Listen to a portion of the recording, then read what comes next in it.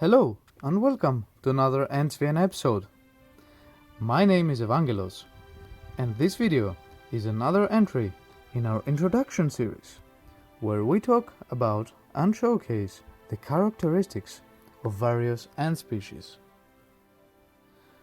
This time we cover one of the largest, most iconic ant species you can encounter in Central Europe, the sugar ant known as Camponotus Ligniperdus.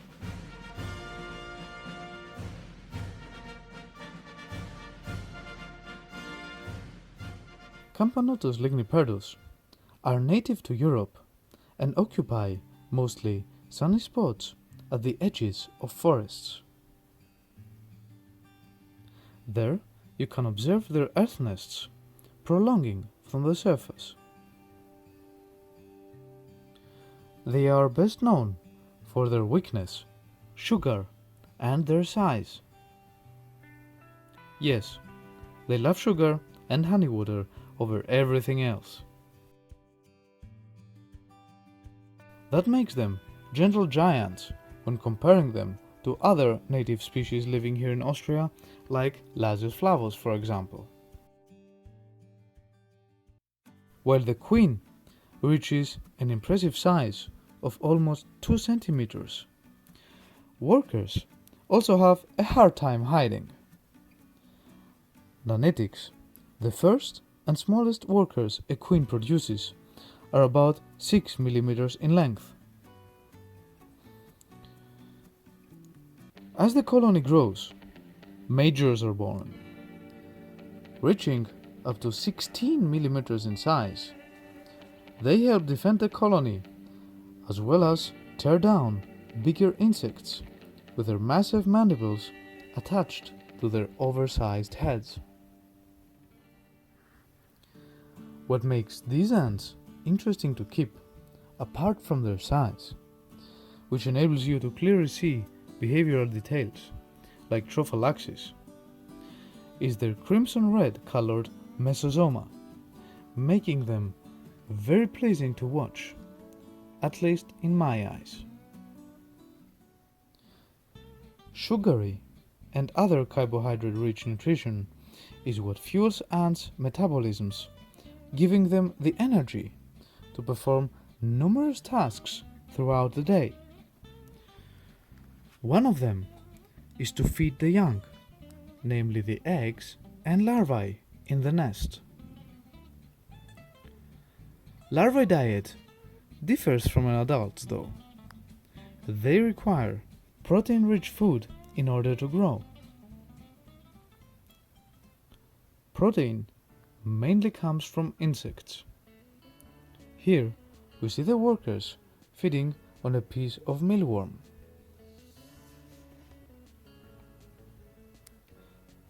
To defend themselves, ants belonging to the genus Camponotus use formic acid.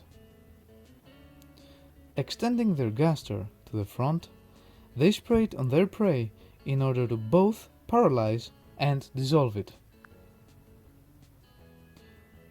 Camponotus Ligniperdus do most of their foraging during daylight, while resting at night. Ants, along all insects and many other animals, are cold-blooded. That means their body temperature depends solely on their surrounding environment. So, being active under the warming sunlight greatly boosts their productivity. Therefore, as an ant keeper, you get to witness them in action regularly. This joy is only interrupted by their hibernation phase. Like all species living in Central Europe, these ants naturally hibernate during the period from October to March. This is when temperature drops and winter comes to the land, thus making foraging for food nigh impossible, since the ground freezes and the vegetation nourishing prey insects is covered in snow.